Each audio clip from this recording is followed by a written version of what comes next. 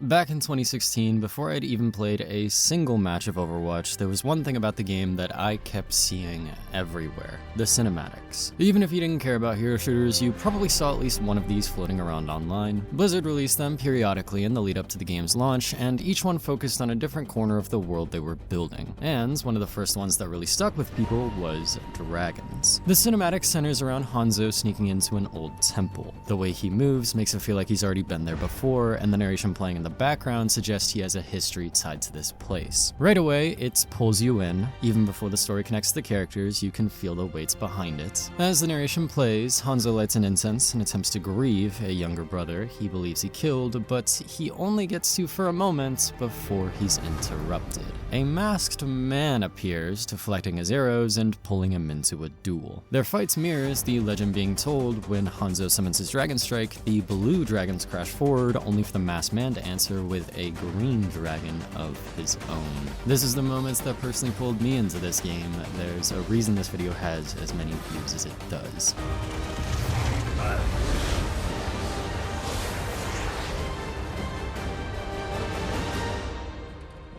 After being bested, Hanzo demands to be finished off, but then the mask is lifted and it's his brother, alive, telling Hanzo that he still has a future and that he still has something to atone for, but also that his story isn't over. Hanzo spent years believing he had murdered his own brother, and this little reunion with Genji gave him a chance to finally face that guilt. In just a few minutes, the short delivered myth, regrets, anger, forgiveness, and real character growth, an entire history compressed into a single sequence. It's just a short story about two brothers trying to move past something that already happened, but looking back, I think that's actually one of the main reasons Overwatch exploded the way it did. Because the game itself was already fun. The heroes felt smooth, the abilities were creative, and the matches were chaotic in a way that was exciting. But the cinematics showed something else. They showed that this colorful hero shooter also had a thoughtful world behind it. Overwatch had lore, factions, rivalries, and history. It had characters players immediately connected with even before they understood how the game actually worked. It was sincere, and that sincerity was everywhere in those early days. The original Overwatch felt like a massive celebration of gaming itself. A bright, hopeful world filled with heroes that felt pulled straight out of decades of different genres. And a lot of that energy came from the person leading the project at the time, Jeff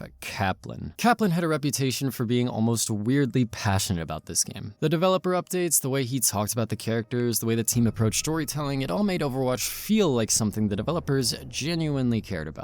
Which, in hindsight, is probably why the players cared so much too. The tagline wasn't ironic: the world could always use more heroes, and at least for a while, it felt like we believed that. If the early years of Overwatch felt hopeful, then the years that followed felt cursed. Because the strange thing about Overwatch 2 is that on paper, it really shouldn't have failed the way it did. The core game was still good, the heroes were still fun, and the matches still had that same chaotic magic that made the original so addictive. In theory, a sequel that simply expanded on that formula should have been a very easy win. However, when Blizzard first announced the sequel at BlizzCon 2019, the entire presentation revolved around literally one idea. The story was finally going to move forward. The cinematics, comics, skins, and voice lines had been hinting at this world for years, but now players were actually going to get to experience it themselves. Hero missions, talent trees, a full PvE campaign. For a lot of players, that was the entire reason this sequel existed, and that's why the cancellation of all this hit so hard. It genuinely felt like the floor had disappeared from underneath the game. Suddenly, Overwatch 2 looked a lot different. The matches still worked, the heroes are still creative, but the promise that had carried this sequel for 4 years was gone, and players noticed. The new monetization didn't help either. Loot boxes disappeared, replaced by a shop and battle passes that immediately felt more aggressive. Cosmetics that players once earned through play suddenly had price tags attached to them. None of these changes were unheard of in live service games, but combined with everything else, they painted a pretty bleak picture. Some of the people working on the project seemed to feel the tension too. Jeff Kaplan had been the public face of Overwatch since the beginning. His developer updates became a kind of ritual for the community, and whenever he talked about the game, it's always sounded like he genuinely believed in the world Blizzard was building. But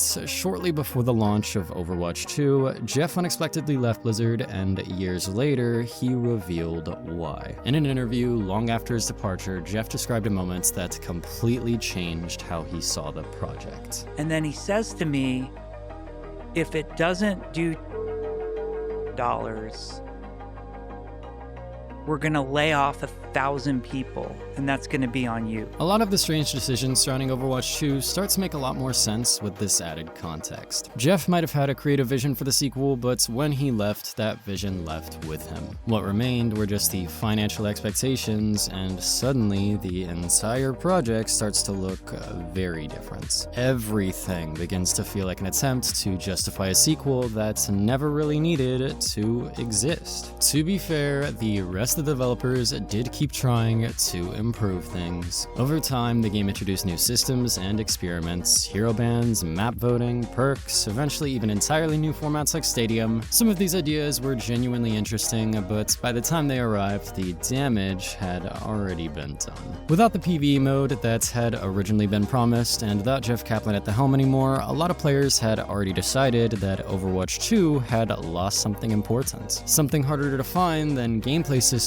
or balance changes. To most people, the game just felt soulless. Overwatch used to be an incredible work of art, but it was quote-unquote killed by corporate meddling. Now, personally, I didn't feel that way forever. When I eventually came back to the game, I actually found quite a few things to enjoy. Some of the later seasons introduced ideas that genuinely pushed the game in interesting directions, but by that point, most players had already moved on, and honestly, I can't really blame them. It was never gonna matter how many heroes they added afterwards, because by then, the problem wasn't the size of the roster, it was the direction of the game itself. Although, some of the new heroes on that roster also weren't doing them any favors. In the middle of all this confusion and frustration, there was Kiriko, a brand new character marketed as the face of Overwatch 2. She was the one thing that clearly signaled that this was something new, but everything around her felt old, unfinished, or taken away. She arrived at the exact moment many players were starting to lose trust, and as a result, she became the face standing in front of all the promises Blizzard couldn't keep.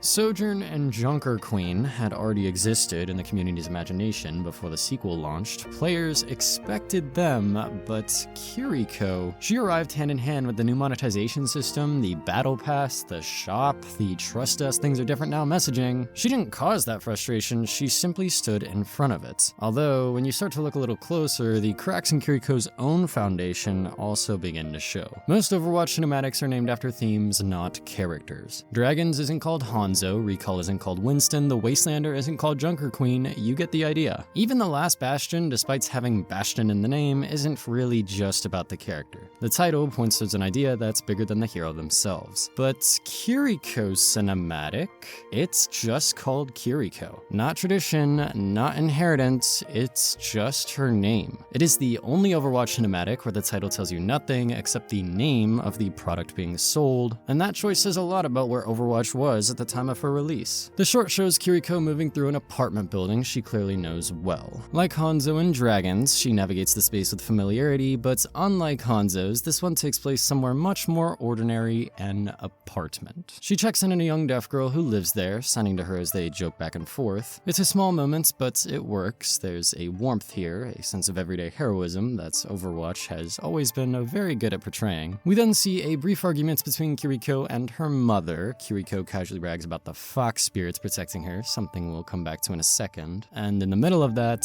things escalate. A gang forces its way into the building and begins threatening the young girl. These guys are part of the Hashimoto, a crime syndicate that operates in Kanezaka and serves as a sort of rival clan to the Shimadas, but Kiriko rushes in to help. Her fox spirit briefly appears to guide her movements, and her abilities, teleportation, healing charms, and protective barriers come to life in a way that's clearly meant to make her look dynamic and cool. It's a light, almost slice-of-life story about a girl protecting her community, and honestly, if this cinematic existed completely on its own, I think people would have embraced it. To me, this still feels like Overwatch.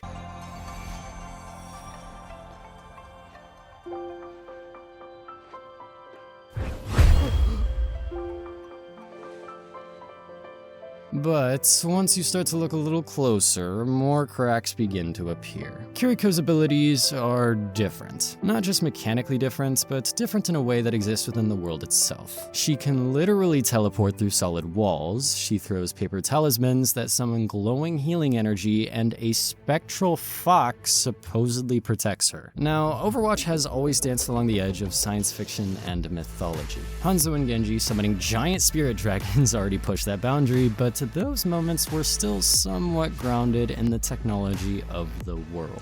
Back in Overwatch 1, before those abilities were ever actually explained, it wasn't hard to handwave them away as something similar to Symmetra's hard-light constructs or Lucio's sonic tech. Kiriko's abilities, though, are a lot harder to justify. Teleporting through walls, healing paper charms, a literal spirit animal running across the battlefield. At a certain point, the explanation stops feeling like science fiction and starts feeling like magic. And that might have been fine if the game leaned into it. Kiriko could have been the bridge between mythology and technology in Overwatch's world, the character who finally explained how folklore and advanced science blended together in this universe, but instead, her introduction just muddied the water. The more you thought about it, the less coherent the world felt. But Kiriko's abilities weren't the only place where those cracks started to appear. The deeper you looked into her story, the stranger things started to get. Kiriko's origin story suggests that she grew up around the Shimada brothers. Her mother, Asa, is portrayed as a mentor who trained all three of them together when they were young. At first glance, this sounds like a neat connection, a way to tie a new character into one of Overwatch's most iconic storylines, but when you stop and think about it, the timeline just doesn't work. Hanzo and Genji have long been established to be around 40 years old. Kiriko, meanwhile, is in her early 20s, yet the origin story presents them as if they were essentially childhood peers, which creates a pretty strange implication. Either Kiriko somehow trained alongside two people nearly 20 years older than her, or the timeline of one of the most important stories in Overwatch just got quietly bent to make room for a new character. And at least to me, that decision mattered a lot. The conflict between Hanzo and Genji is one of the most emotional arcs in the entire franchise. Dragons worked because it felt like a deeply personal story built on years of guilt and loss. Retroactively inserting a third character into that history makes something that once felt clean and focused start to feel messier. And that feeling only grew as more Kiriko-related content started appearing.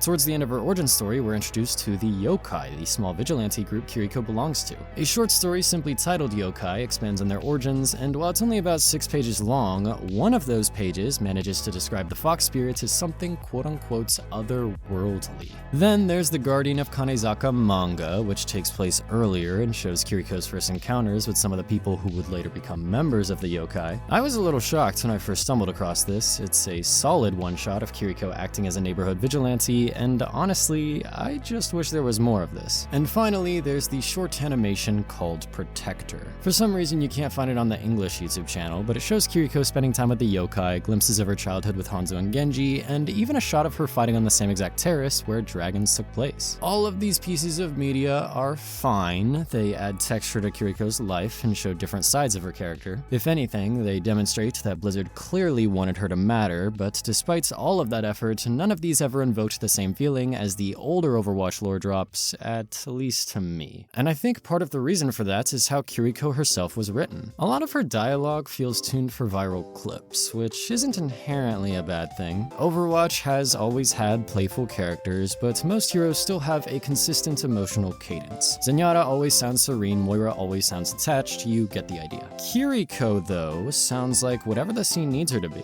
Wise, snarky, cute, cool, nurturing, edgy. You have a band-aid? Who exactly do you think I am? Someone who carries band-aids? Guess not. I hope your mother is well. The Hashimoto run our neighborhood now, so... Oh, I am sorry to hear that. Sorry enough to help. The idea of a shrine maiden protecting her neighborhood is actually a great concept, but Kiriko's personality is so quippy and self-aware that it's hard to reconcile that role with the character we're seeing on screen. And when you combine that with her lore contradictions and borderline magical abilities, the result is a hero that feels fake. Her inconsistent lore, her inconsistent character, and Blizzard's inconsistent messaging surrounding Overwatch 2 itself. Kiriko Kiriko was bad art. She was a visible smudge in an otherwise incredibly well-polished universe. And as a result, she also ended up embodying the same uneasy feeling most players had about the sequel. Was Kiriko created because the Overwatch developers genuinely wanted to explore more of this corner of the world, or was Kiriko created because the higher-ups at Blizzard noticed dragons had over 40 million views? Unfortunately, we don't actually need to know the answer to this question. Kiriko was cursed. Thanks to the name of the game she was attached to, everyone had already made up their mind. For a long time, it felt like Overwatch was stuck. Every new update, every experimental system, every attempt to push the game forward seemed to run into the same wall: Overwatch 2. The name itself had become baggage, a constant reminder of promises that never materialized and a sequel that struggled to justify its existence. But over time, something interesting started happening. The developers that stuck around started quietly rebuilding the game piece by piece. Overwatch Classic appeared, loot boxes returned, 6v6 came back, perks expanded how heroes could be played, and Stadium introduced an entirely new way to experiment with them. Hero bans arrived, map voting arrived, competitive rewards were redesigned, and a new progression system gave players something meaningful to work towards again. Even outside of matches, the game started evolving. Blizzard launched an official statistics site so players could track hero pick rates. A new story tab appeared in the menu, small things, but signs that the world of Overwatch was slowly building momentum again. And then came the 2026 Spotlight. If the developers were focusing on fixing the foundation in previous updates, then the Spotlight was the moment they finally showed what they were fixing it for. The game's UI was redesigned, new sub-roles were introduced to better define heroes, Stadium received a full hero builder system, and they revealed something that instantly got the community talking again: 10 new heroes. For a game that spent years struggling to deliver its biggest promises, that number alone was enough to turn heads. However, all of these changes wouldn't have been enough. Before this, it's never mattered how many heroes Overwatch 2 added to the roster, so why would this drop be any different? Well, because the 2 is gone. Overwatch is just Overwatch again, and while that might sound like a small thing, symbolically it means a lot. Overwatch 2 was cursed because that 2 always represented the vision of a man that was no longer around. By removing that, the game finally gave itself permission to move forward, and the people still working on it could also finally exist on their own terms again. Overwatch has a new vision now. Alongside all of these changes, the cinematics returned too. For a while, it seems like Blizzard had quietly abandoned them. After the shorts for Sojourn, Junker Queen, and Kiriko, the Pixar-esque storytelling that once defined Overwatch had suddenly stopped, but now they're back. I don't want to do a full summary for this one, since I already did that in another video, but real quickly here. The short opens with Doomfist leading a Talon meeting, while the other members appear as holograms around the room. Vendetta suddenly storms in, calls him out for Talon's failures, and the argument turns into a brutal fight where she cuts off his arm and literally throws him out the building.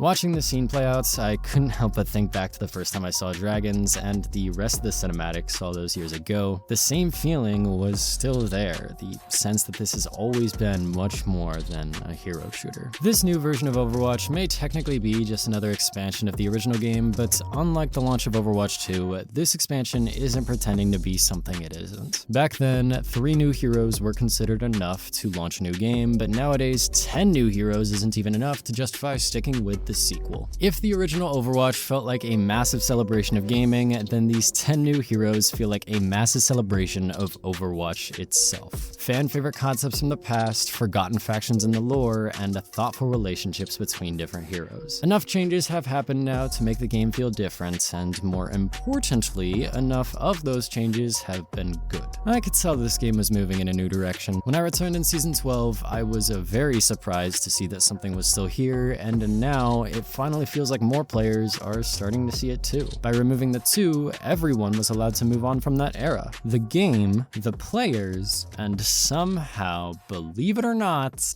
even Kiriko herself. For a long time, Kiriko felt like the embodiment of everything that had gone wrong with the sequel. Her powers didn't quite fit the world, her connection to the Shimada brothers felt forced, and the lore surrounding her seemed to raise more questions than it answered. But over the course of the past couple years, something interesting has started happening. Back in 2024, Blizzard quietly released a short story called Where Honor Lives, and it contained a small detail that ended up reframing a surprising amount of Overwatch's lore. Hanzo and Genji's weapons, the bow and sword that defined their entire storyline, were actually forged by Toshiro Yamagami, Kiriko's father. And looking back now, it's clear that this was laying the groundwork for something bigger. When this new era of Overwatch launched, 5 new heroes arrived at the start of the new season. One of them, Mitsuki, is directly tied to Kiriko's story, as his main weapon, the Spirit Glaive, was also created by her father. Anima weapons. That's the official name given to the strange technology created by Kiriko's father, weapons that blur the line between advanced engineering and something that feels almost supernatural. Suddenly, a lot of things that once looked like magic start to make some sort of sense. The dragons, the fox spirits, even Kiriko's healing talismans. The Overwatch world still doesn't have a literal magic, but it has always had stuff that felt close enough. And the real problem with Kiriko before wasn't that her powers looked mystical, it was that nothing in the world could actually explain them. But now, finally, something could. Is it true that my dad had to keep the fox spirit a secret from the clan? Indeed. He was forbidden from crafting more anima avatars after forging our dragons. Why? He used them to help people. The scenes that haunt my memories prove otherwise. The Shimada weapons were masterworks, but those Ofuda were your father's magnum opus. He made them for Grandma when he proposed. Bringing the fox spirit to life really won her over.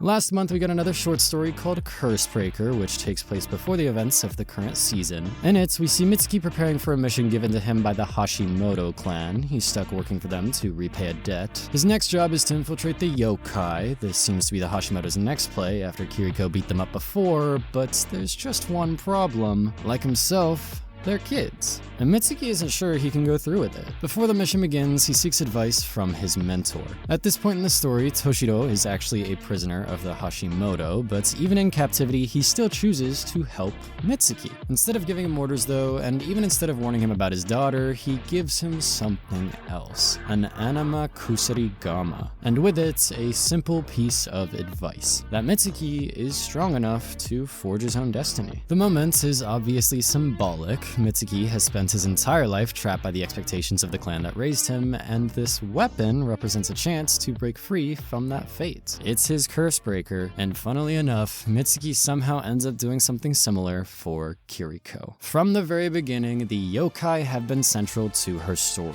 but until now, they mostly existed in the background lore, comics, and short stories. Seeing one of those characters finally appear in the game itself, though, feels different. Unlike Kiriko's original connection to Hanzo and Genji, which always felt retroactively inserted into an existing storyline, Mitsuki's relationship with her actually feels earned. Their stories were built together, and through that connection, something unexpected happens. Kiriko starts making sense. Her character suddenly becomes 10 times more interesting thanks to this added context. Her powers now have a technological explanation, her father suddenly plays a meaningful role in Overwatch's world, and even the strange overlap between mythology and science fiction starts to feel intentional again. The water she once muddied has finally started to clear, and honestly, that's something I never expected to see happen. The hero who once represented the sequel's identity crisis has also become one of the clearest signs that Overwatch finally knows what it wants to be again. Overwatch might have lost its soul, but nowadays it's impossible to deny that it's also reclaimed it. Both the game and the most controversial character from its most controversial era have broken free from their curses. And while I wish that was the end of this story, unfortunately, Kiriko doesn't exist in isolation. She exists in what is now a live service game, and the systems surrounding that game also shape how players see her. Video games motivate us in 2 different ways. Some motivations are intrinsic, you play because the game itself is fun. The mechanics feel good, the competition is exciting, and improving at something difficult is satisfying on its own. Other motivations, though, are extrinsic, the game gives you something for playing. Progress bars, slowly filling up, experience points, cosmetics. Overwatch has always had both. The gameplay itself was the intrinsic reward, but the original game also had a simple extrinsic system running quietly in the background, loot boxes. Leveling up meant always earning one, and events constantly added new cosmetics to collect, so even losing still felt like some sort of progress. Overwatch 2, however, changed that. When loot boxes disappeared, the battle pass became the main reward. But that was something you had to pay for. If you didn't want to spend any money in this game, then you weren't being rewarded for your time anymore. Seasonal events occasionally softened the blow, but things didn't really start improving until 2025 when loot boxes returned alongside the introduction of the new hero progression system. And to be fair, leveling up heroes like Pokémon is genuinely much better than whatever the sequel launched with, but the foundation itself is still different. The shop, the battle pass, rotating bundles, limited time cosmetics, FOMO mechanics, all of these systems still replaced the old reward structure. And as a result, when choosing a character to play nowadays, the question isn't just who do you enjoy playing, but also which hero is the game telling you to invest in. And whether Blizzard intended it or not, the answer to that question was Kiriko. As the time I'm making this video, Kiriko, an Overwatch 2 hero, has 45 skins. For comparison, the final 3 heroes added to Overwatch 1, Baptiste, Sigma, and Echo, currently have 28, 32, and 35 skins. All of these heroes have existed in this game for much longer than Kiriko, yet she already has significantly more. And that's not even the worst example. Zarya, a launch hero from Overwatch 1, still hasn't received a single new highlight intro since the release of Overwatch 2. That game both launched and died without her ever getting one. Meanwhile, Kiriko somehow received 12 during that same time frame. No, I'm not fucking joking.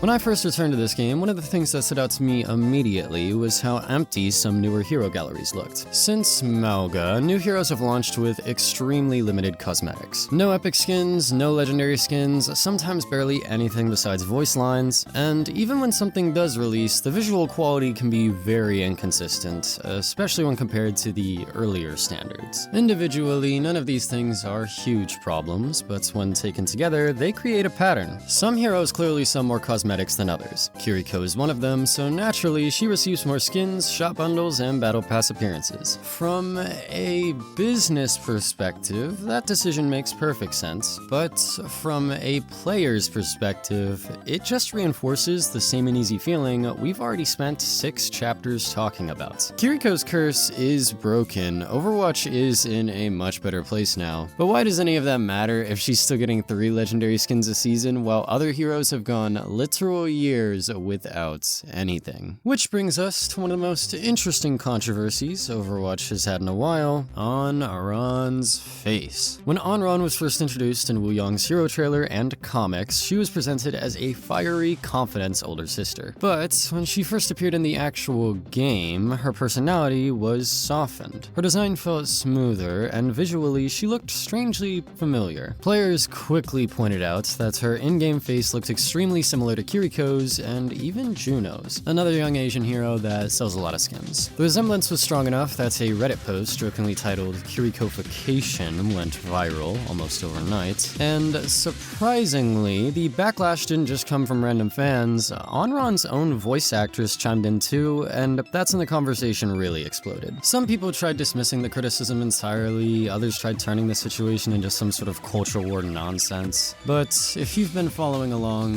then you already know what really happened here. This reaction wasn't really about Onron. It was about something else. When players saw the original design, many of them didn't feel like they were seeing Wu Yong's awesome older sister translated into the game. It felt like they were seeing a template. Another character designed with the same aesthetic. Another hero that felt fake. Was Onron created because the Overwatch developers genuinely fell in love with the idea of Fire College, garbage? Or was Onron created because Flareon merchandise flies off the shelves as quickly as Eevee's? Whether this perception was completely fair or not, the fact that so many people recognized it instantly says a lot. After the Onron situation blew up, the big man himself posted a short update on the Overwatch YouTube channel. Aaron Keller, the new game director, addressed the community directly. It looked simple, like he had just set up his phone at home, but I kinda liked that. He acknowledged what players were feeling and explained how the team planned to respond, and over time, they actually followed through. Later, Aaron returned with another update showing off some of the changes they would be making. I wanted to take a moment to share the updated version of Onron's in-game look. We want our heroes to feel unique, but we also want their visuals to match their personality. And we feel like we didn't quite land that when Onron first released. Onron's face was tweaked slightly so that it looks closer to her original appearance, but her posture was also adjusted as well. He noted that making her stand less defensively helped make her look more like the intimidating bully we were first introduced to, and I have to agree. These were tiny changes, but as you can see by the comments, for some people, this mattered a lot. None of these adjustments were necessary. None of them were going to make Blizzard any extra money, but they happened anyway. And funnily enough, Onron wasn't even the first hero to receive this kind of attention. Last season, Mizuki's streetwear skin was quietly updated as well. His mask gets removed on that skin, and some players have complained that the face underneath looked unfinished, so the team just went back and improved it. Again, something small, but it showed that someone behind the scenes was still paying attention. Jeff Kaplan is gone. That was hard for a lot of people to accept, myself included. For a long time, he was the human heart of Overwatch, the person who seemed to embody the passion behind the project, but eventually, I had to accept something. Aaron stepped into this role under very different circumstances. In a strange way, he also might have been cursed from the very beginning. Aaron inherited a game in one of the worst states it had ever been in, a project already carrying the weight of promises someone else made years earlier, and despite that, he stuck with it. Over the past few years, he's done an incredible amount of work trying to turn this sinking ship around, and honestly, I'm starting to get a little tired of seeing people pretend as if he hasn't. Jeff built something special with Overwatch, but the version of the game we're playing today didn't rebuild itself. Someone else had to take control of that broken situation and figure out how to move forward. Someone else had to stand in front and take on all the same heat as Kiriko. Ever since Overwatch 2 launched, and especially after Marvel Rivals released, I've noticed a lot of very cynical talk about Overwatch online. A lot of people think this story is already over, that any and all passion for this franchise disappeared the moment Jeff Kaplan left Blizzard, and even if the game is doing better now, that's only because Blizzard got spooked by NetEase. But I don't think that's true, because behind all these arguments about skins, cosmetics, and monetization, there are still real people trying to take care of this game. Ren, another member of Team 4, recently posted a thread about her time working on Overwatch, and while it's long, it's important. Quote, "Hi, I'm Ren, and this month I officially started working as the world-building producer on Team 4. But I'd like to clear some things up about my tenure on cosmetics. In 2021, I joined the Blizzard Cinematics team. I worked on all of our IPs, but the Kiriko cinematic was the first and only Overwatch cinematic I worked on. It holds a special place in my heart. I transferred from Cinematics to Team 4 in 2023 and started producing Mythics. At Spotlight 2025, I had the opportunity to show off what my team would be releasing over the next year. I also had the immense honor of announcing my passion project, Doki Watch. After that, I got so many threats to my safety that I went on cooldown from doing dev updates, all because I had a tattoo commemorating the cinematic I worked on 3 years prior. I panicked and even changed my hair color to avoid being the blue-haired dev. Despite what people said online, I never decided which heroes received legendary skins. This was never in my job responsibilities. Players have more agency with purchase behavior and skin surveys than than I ever did as Mythic producer. But sometimes when frustrated, we want someone to blame, and blaming me was easier than anything else. It's my sincerest hope that our favorite universes are shepherded by people who love them, and I earnestly love Overwatch. So I'll take all of this, the good and the bad and the extraordinary, the experiences of working on a game that means so much to me, and to bring it with me to world building. I can't wait to show off what the Maps team has been working on for Season 3. See you in game.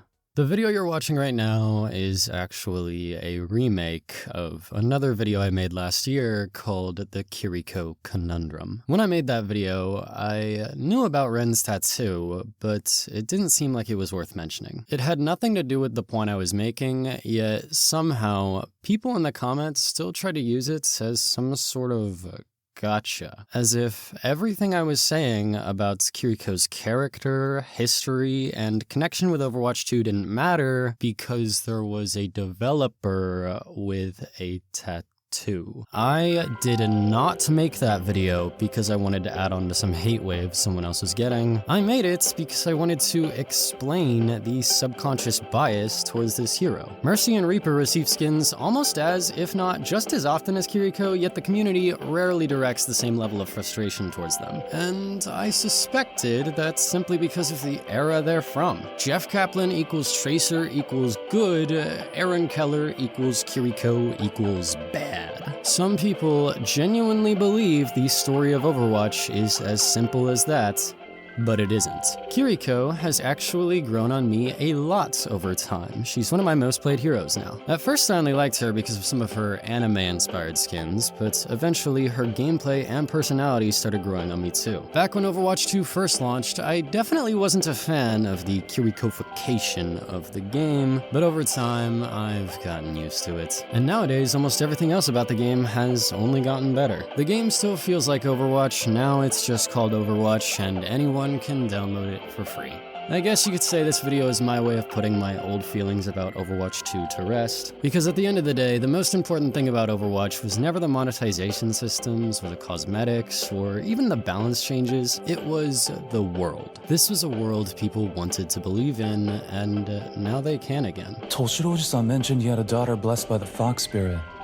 Could she be? So thank you, Aaron. Your idea of Overwatch being a forever game makes me want to make more videos about it. And thank you, Ren. I'm really looking forward to whatever you've got planned for world building. And thank you for watching. Kiriko, an Overwatch 2 hero, eventually became an incredibly compelling work of art, for better or worse.